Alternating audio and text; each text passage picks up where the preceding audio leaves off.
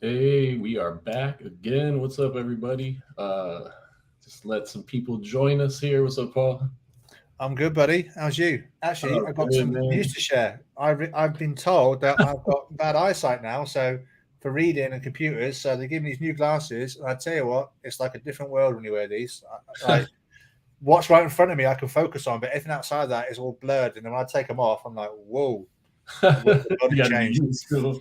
Yeah. Uh, So yeah, I'm officially old, Dude, we're old as both hell. getting there. Like, I got to go to the eye doctor, man, because my shit is not like I noticed the past couple months. It's getting a little harder to see things.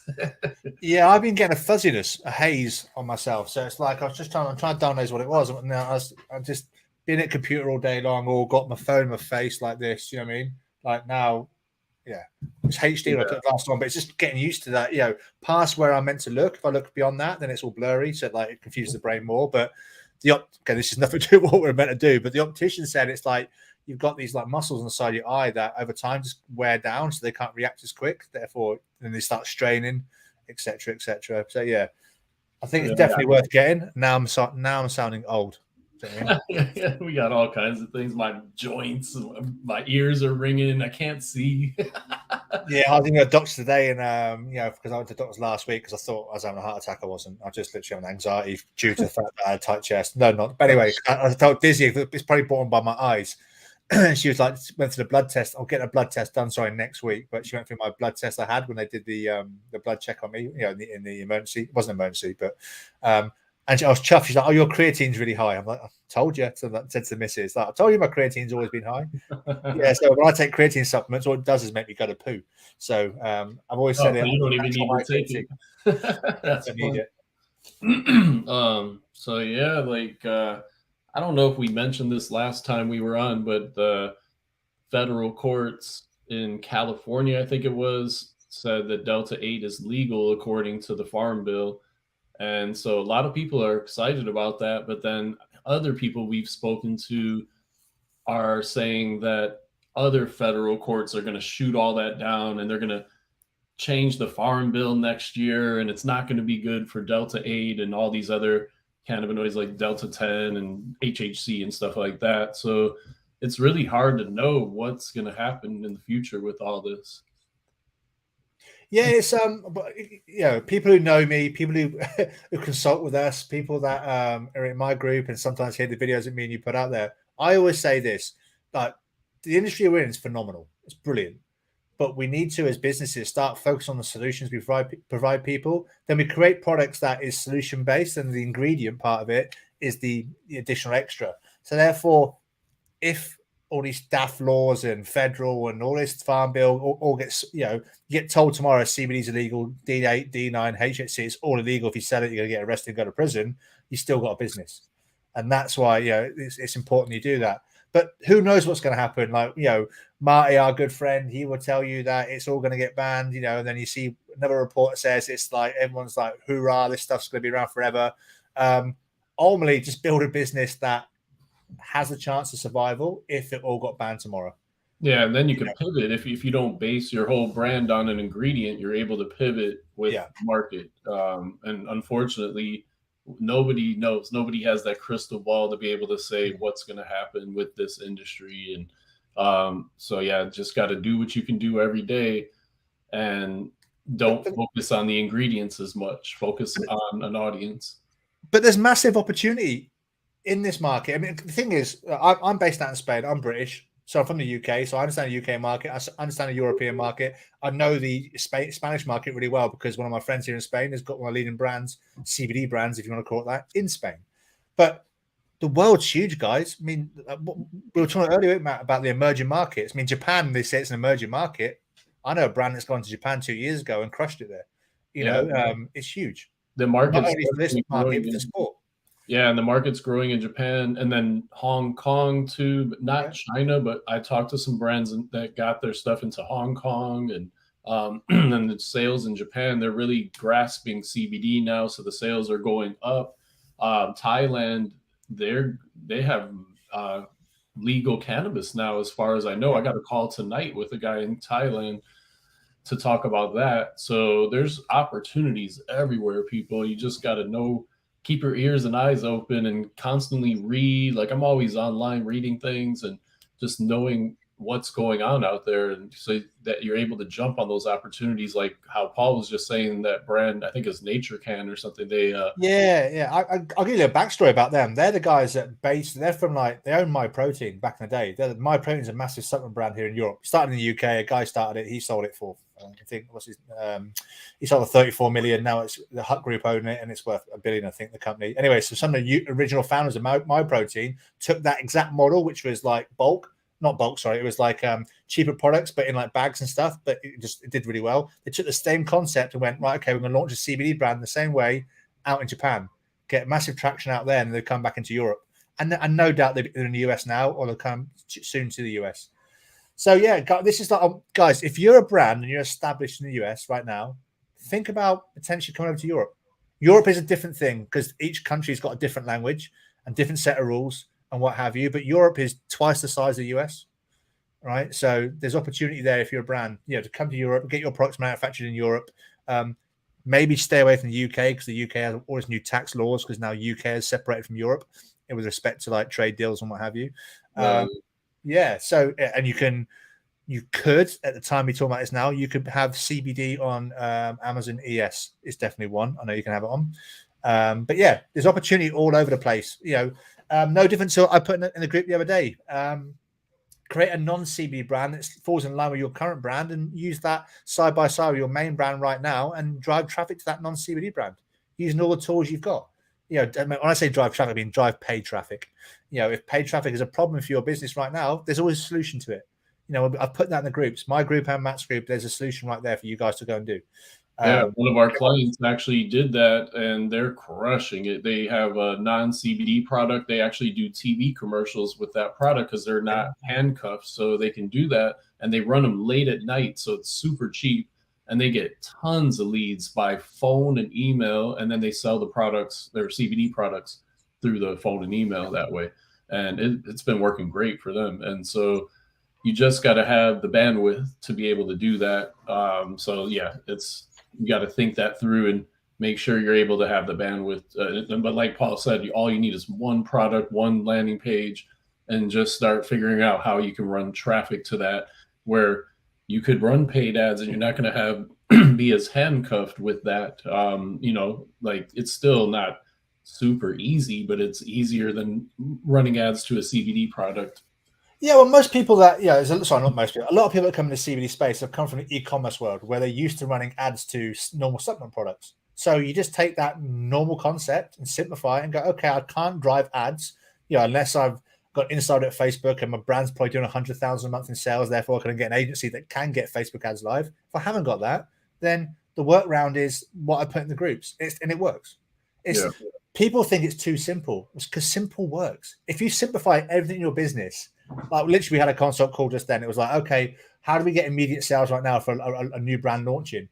Local people that that you can get your products in their hand. They can try it. They can use it. They can give you testimonials. They can create noise on your social media. That is the fastest way. Trying to go national straight away and try and drive people to your website when your social media is like dead and your website is kind of dead, it's difficult. So you got to start small in that concept. And if you want to read a book that basically explains all this, go and read The Shoe Dog, the story about the Nike founder and how he started. And you'll realize, actually, there's step 1, then there's step 100. Most people come into business at step 50, think they start at step 50. You need to step back a bit to step 1 and start there. And yeah, it makes me think about like so many brands we talk to, they're like, I'm not getting sales and I'm working all the time, but they're doing the wrong things. Like they're focused on the sexy things, not the hard things where you got to roll your sleeves up and get the results. Like so many brands like, oh, I'm posting on my social media all day, but I'm not getting any sales. It's because that's easy. That's sexy to do that. Like, why aren't you going out there, like you were just mentioning, in your own neck of the woods and connecting with the people and getting your brand out there locally and then radiating out from there? It was the same strategy I used in the music business. I was in the music business for 15 years.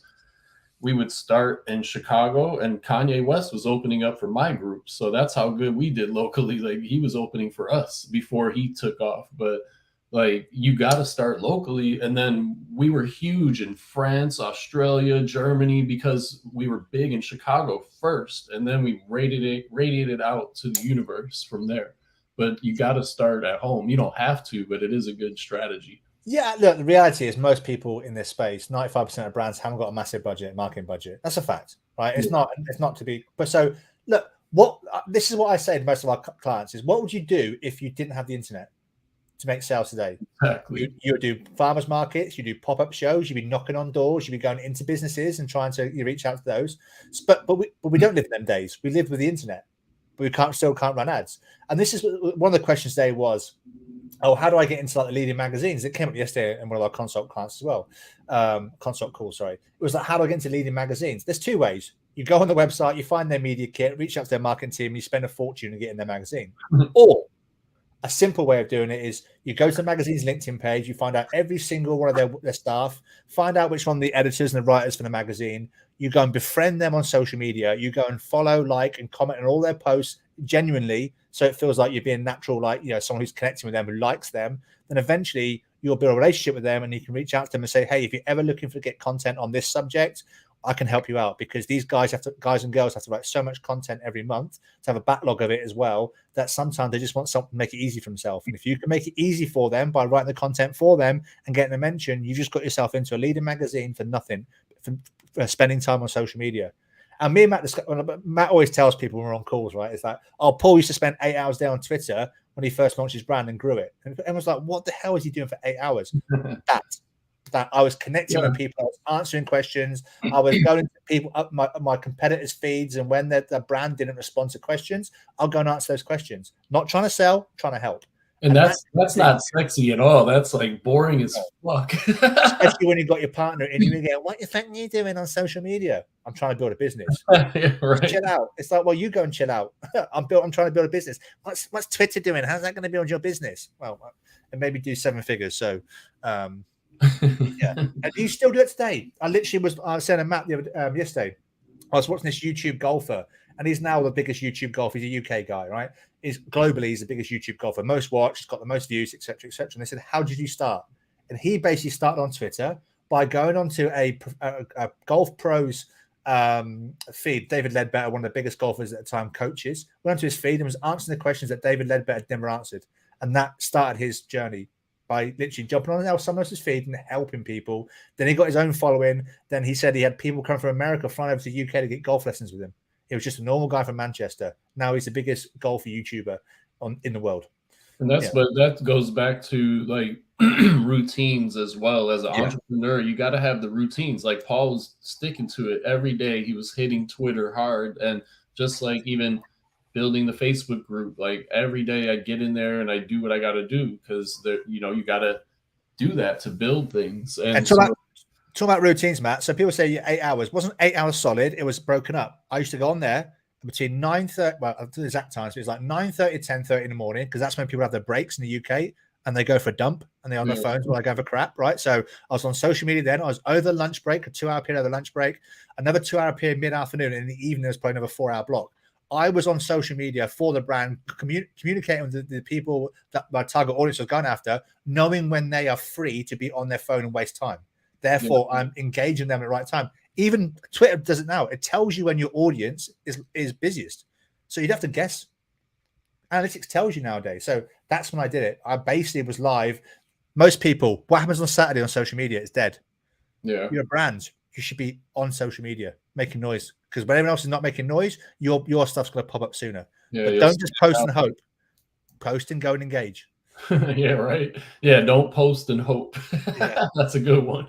And so many brands do that. And you'll go on their Instagram and it's all product posts, no people in the post, no personality. So make sure, like, what is your brand's personality? What do you stand for? Don't just be posting tincture bottles all over your Instagram. Like, that's boring. So like, look at brands like Black Rifle Coffee. Like they sell coffee, but they don't post coffee very often on their Instagram. If you look at their Instagram posts, it's people out in the world doing things that stand for their brand ethos. So yeah, you just got to do the things that work. People, like, it makes me sad when people are just doing the things that don't work, and they're wasting a lot of time and money. And the things that usually work are usually the most boring, hard things to do, unfortunately. But you got to You've got to get hustle, right? comfortable. I dislike the word hustle massively, man. You know that I say it all the time, but I say it all the time because most people like the word. But you've got to work your ass off. But you've got to work your ass off smart.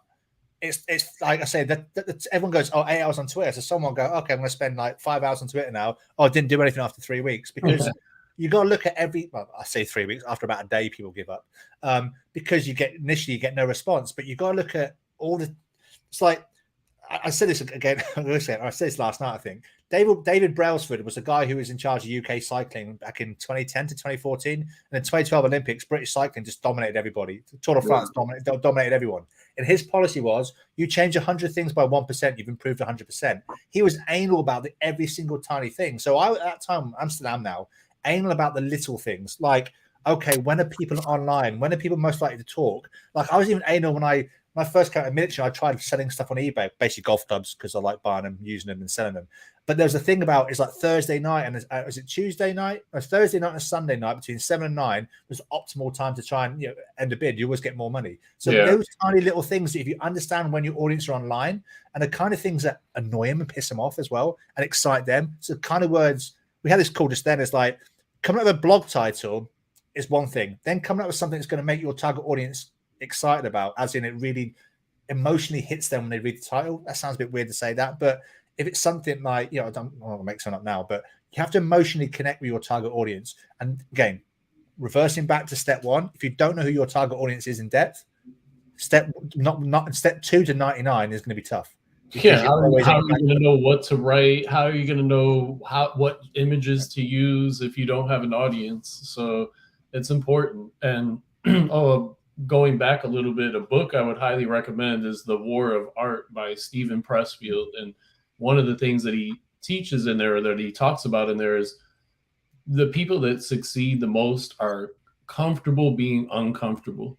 Like, you got to get comfortable doing the uncomfortable shit. Otherwise, it's just going to be hard. You're always going to do the easy things that aren't going to get you the results. And so get comfortable doing the hard shit.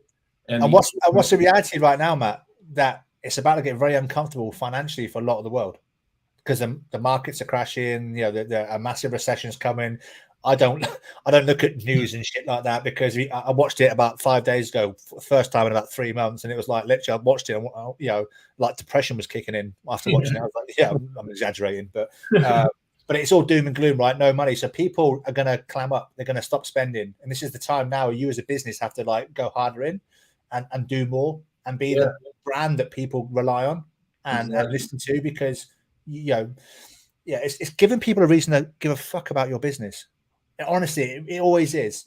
Any of you guys that work with me have probably worked with me and Matt because you give a shit about what we do and what we say and how we approach it. If you didn't give a shit, you would never work with us, right? Yeah. That's the point.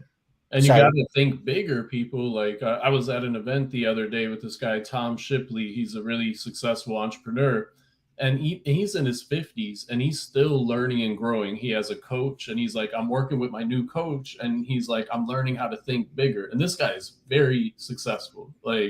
And he said, if I have a goal now, like of, let's say it's 10 customers a month or something, he adds a 0 to it. So 100 customers. So like any goal you have, add a 0 to it and go for it. Like, even if you don't hit that massive goal, you're going to go further than if you went with that original goal of 10. So just think bigger than you already are, because then you're just going to reach much further. So, Matt, what do you think is the number one thing that most people can do to actually get shit moving forward? What would you say? How can they change their lifestyle? What do you think they should do to? I think like really learning how to dial in a routine. And the Atomic Habits book is a great book for that. That really helped me out because I was always focused on goals and goal setting, and I had all these goals, and it's better to just dial in routines and you'll achieve all the goals. Like, you don't even need to think about goals if you think about dialing in routines. Like, and it kind of, I'm glad personally I thrive on routine and doing the same thing every day. Like, if my routine changes every day, I just don't like that. Like, so it depends on the kind of person you are. But for most people, I think locking in the routines and doing the same thing, like even Alex Hormozy, like one of the pieces of advice he gives, and he's worth hundreds of millions of dollars. He says, treat every day the same, including Sundays. Wake up at the same time, go to bed at the same time, work the same hours every day. There's no days off. That's the way he does it. So you got to just find I what saw works. on a podcast someone called him out on that. He said that's not normal thinking. He said, "I'm not a normal person. Yeah, he's not. I'm not getting normal results. I'm not living a normal life. I haven't got normal goals like everyone else." And they're like, "Good point." That's why he's worth. That's why he was like 5 years ago worth pretty much zero. Now he's worth 100 million. Yeah, he's going for it. And another thing, I was at a talk, that same talk at Tom Shipley's house. Alex Hormozy was speaking the other day. He said when Mark Zuckerberg was building Facebook, he wasn't fucking around with NFTs or crypto or anything else. He was building Facebook. He was focused on one thing, is the point he was making. Like, so many of you are, and I'm guilty sometimes too, is doing too many things and not focusing on one thing and really building that up. So where's all the NFT experts gone? They're gone the same place as crypto experts.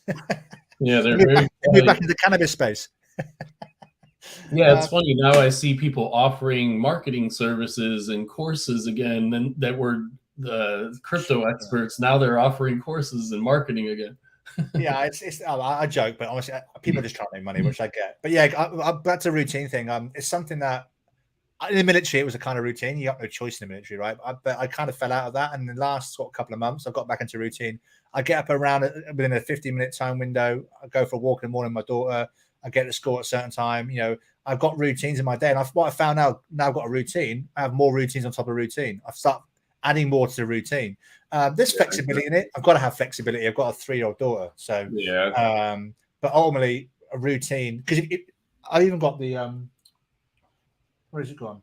I've got that the time block thing. Have you seen a time block calendar you get? That's really good for people to use. I use that. I like time blocking for sure, especially if you have a family. Like, it's important to block out the time that you need to be with your family or go on vacations, things like that. You should go, or even check out nobrowndays.com. It's basically that. It's a time blocking calendar. And so you go 6 months in the future and you block out all the important dates so that work doesn't take over things, because that I was guilty of that. I was working like 13 hours a day and my relationships suffered because I didn't block out the time for the relationships. And so that's important. It sounds like a lot of woo-woo shit, this what we're talking about, but guys, ultimately why me and Matt have got groups is to help you businesses grow. And not only is it sometimes the strategies you do to try and grow, it's the mindset and the physical shape you're in to actually get shit done. If you're staying up all night on social media, posting, hoping, as I said, and sit there waiting for someone to engage with you, it's going to, I've been there, it destroys you. You've got to get into a routine, and everything you focus on, this is probably the best way to think about it. Okay, you go, okay, if I want to build a business, I need to understand my target audience at every single level. Let's say you're targeting mums of 35 that have got kids around 13 to 15 that are stressed out and drink wine every night. Now you know what they're reading, what time they're going to be online, how they're living their life, because most people are the freaking same. We think we're individual, but we live this like pigeonholed life. Yeah. Now, you then build your routine around them. So therefore, you'll build your business and times, the stuff you write, when you're online, when you talk to them, what you post on certain days of the week to engage them. You see like the calendar, look at the calendar, see what's coming up, find out what's going on with them. And, and when you start living a life like that, then you can then go, okay, this is my work time. This is my relaxed rest time. Just because you're working your bollocks off 16 hours a day doesn't mean you're being smart. You probably can reduce that to 8 hours.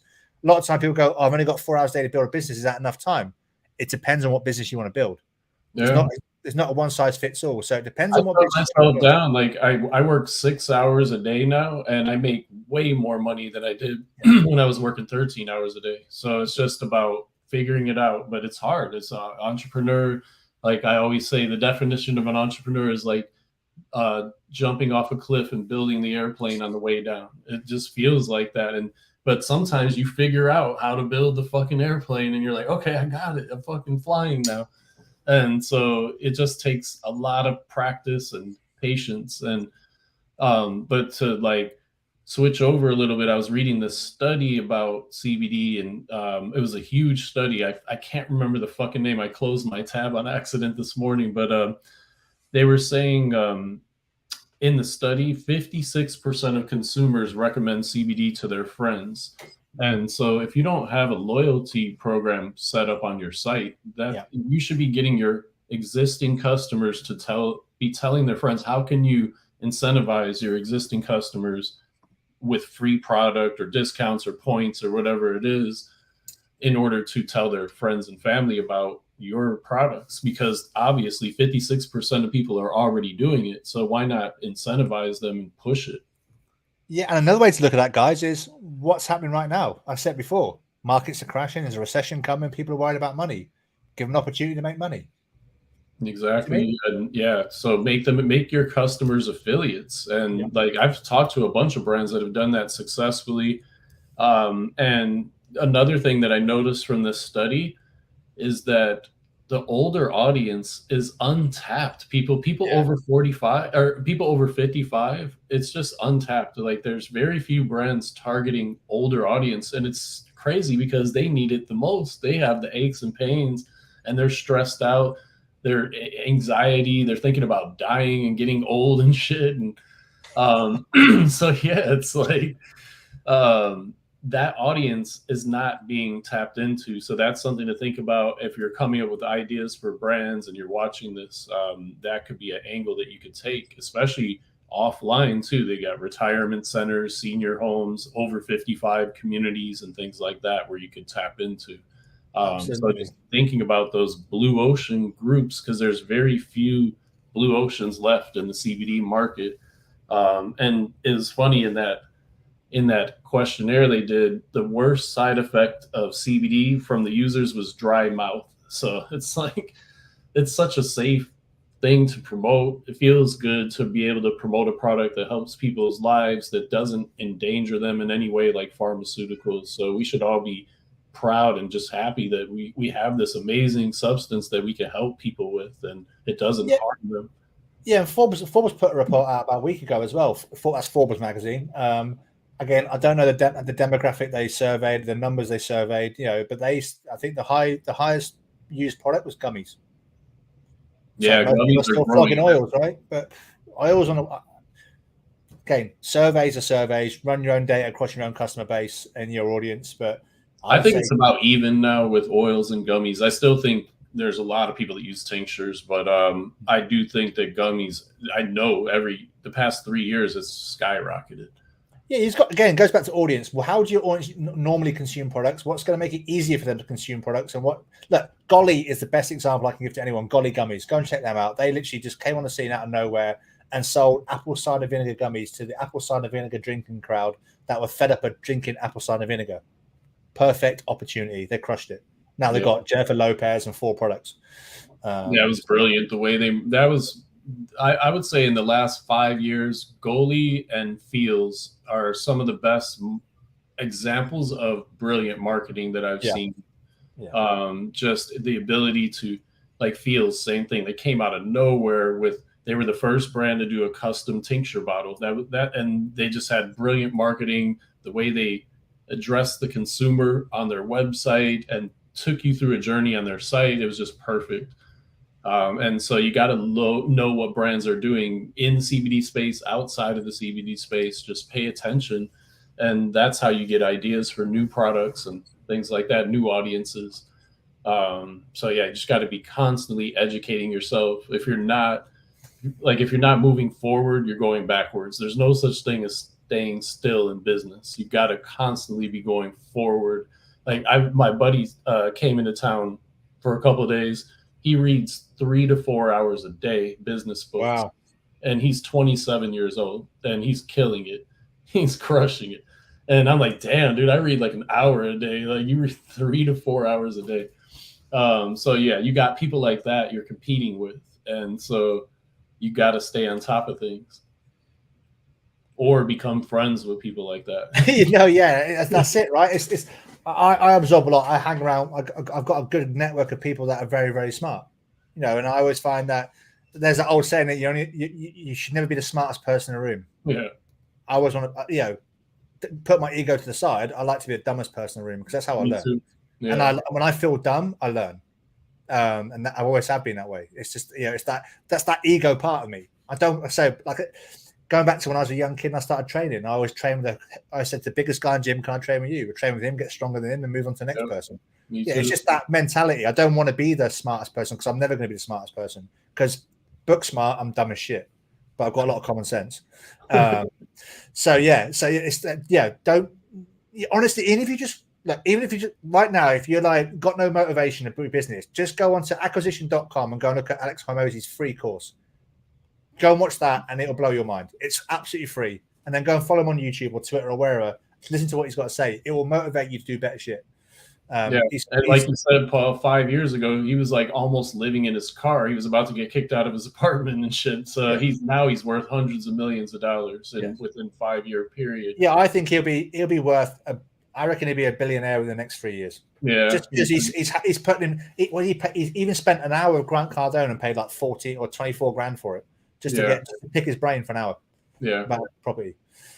Like that's what you got to do. People like my partner Aaron is in Spain right now in the Pyrenees Mountains with Wim Hof doing ice baths and shit. And so I asked him, let's do an event with Wim Hof. Ask him, what does it cost? He said, 50,000 for an hour. And we're thinking about doing it. We're thinking about paying him. Because it's what can it do to get you forward in your life, and we obviously we're going to invite people and charge to pay that 50 grand, but we're going to put up our money too. Yeah, Wim Hof he's everywhere, man. He's been he's from Holland. He's obviously always in the UK, and a lot of people are watching YouTube. He's always with them. He's everywhere. Wim Hof, he's a busy old man. He is. He's like 70, isn't he, or like 65 or something? But it must be working for him. No, absolutely, yeah. He believes you can solve anything with with brain, with breathing techniques and cold water therapy. Tell your body you're not cold. It's quite hard when I'm freezing. I don't know how Aaron did. He did 8 minutes in the cold bath yesterday, or 8 or 12 minutes. I'm like, fuck, dude. I think I could maybe do a minute or two. He's probably got a D9 and D8, and he's whacking it in his neck, and it's so high he can't even feel the cold. No, if anything, if you take cannabis, it heightens your senses, so you'll more.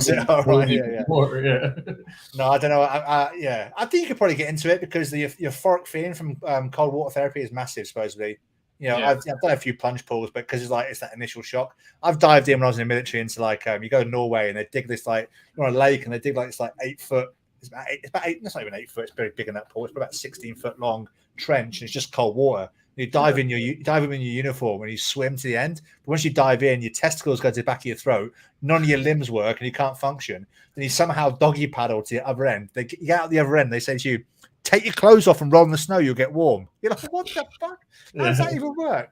But they have the polar plunge in Chicago, in Lake Michigan. Every winter they do the polar plunge. I never did it. I was like, "Fuck that, man!" No, it's it's that instant when you hit the water, your whole body just goes like this, and you just can't move, like you're trying to swim. It's fuck that. 30 below in Chicago, jumping in the winter. Or actually, they do it before it gets too cold because the lake freezes over. But but even that's a big thing. I know loads of people do that cold water therapy for in the mornings because it then engages their brain, not just muscle recovery and what have you, but it's like that cognitive functioning, right? Like no different to people go to gym and take creatine, because it helps their performance. But actually, creatine is a really good cognitive enhancer. So if you go to gym, take creatine and go back to work. That reminds me, I got to take my creatine. I don't need to. I had a blood test and it told me I had a high creatine. So I need to check my levels. I might not need it either. So guys, the point we're trying to make on this show we've done today is ultimately this: it's start getting a routine first. Get a routine. So get a routine around your target audience and simplify everything you do. You simplify it and break it down to very macro levels. Then you'll start to understand the things that are working for you that are going to generate you sales, as opposed to things that are fun to do, that make that you're posting on social media and creating a lovely post. That's great, but posting and hoping does shit all for your business. Do you know what I mean? So, and it's being comfortable, being uncomfortable, as Matt would say. It's if you're building locally, it's going and knocking on doors, doing pop-up stands. If it makes doing public speaking, if it makes you uncomfortable, then good, because that's what you should be doing. You're gonna grow because of that as an entrepreneur, absolutely. And so. we'll be back in a couple weeks, people. It's always a pleasure. And you always know where to find us. If you need anything, we got one-on-one consulting too. So if you want to talk about that, just reach out to me and we can talk about how me and Paul can help you through our consulting services. Awesome. All right, guys. All Any right, Paul, questions, reach out to us online. If not, have a great week, back end of the week, and we'll see you in 2 weeks' time.